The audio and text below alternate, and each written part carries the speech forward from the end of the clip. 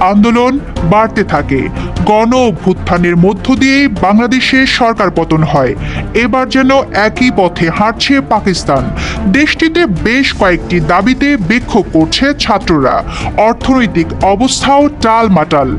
এই অবস্থায় ইন্টারনেটের গতি কমিয়ে দেওয়ার পেছনে সরকারের অন্য উদ্দেশ্য থাকতে পারে বলে মনে করছেন বিশ্লেষকরা। দেশটিতে বাংলাদেশের মতো পরিস্থিতি তৈরি হচ্ছে কিনা সেই প্রশ্ন উঠেছে।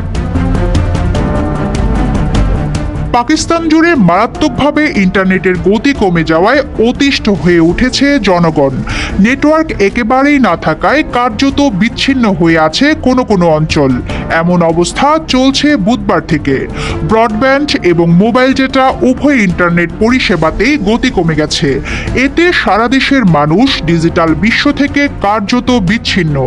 কিন্তু হঠাৎ এ ধরনের বিঘ্নতার সুস্পষ্ট ব্যাখ্যা দিচ্ছে না নিয়ন্ত্রক সংস্থা পাকিস্তান টেলিকমিউনিকেশন অথরিটি ও ইন্টারনেট সংযোগ সরবরাহকারীরা। সংবাদ মাধ্যম ডন বলছে, স্পষ্ট করেই দেখা যাচ্ছে শেখ হাসিনা সরকারের পতন ঘটানো বাংলাদেশি ছাত্রদের আন্দোলনে প্রভাবিত হয়ে পাকিস্তান তেহরিক-ই ইনসাফের ছাত্র শাখা স্টুডেন্ট ইনসাফ ফেডারেশন বিক্ষোভের ডাক দিয়েছে।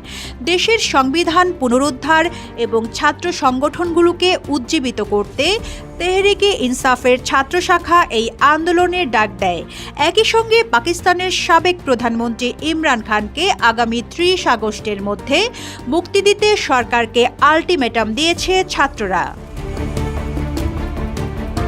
আর এরই মধ্যে দেশটির কোথাও কোথাও ইন্টারনেটের ধীরগতি দেখা দিয়েছে, আবার কোথাও একেবারেই বন্ধ রয়েছে।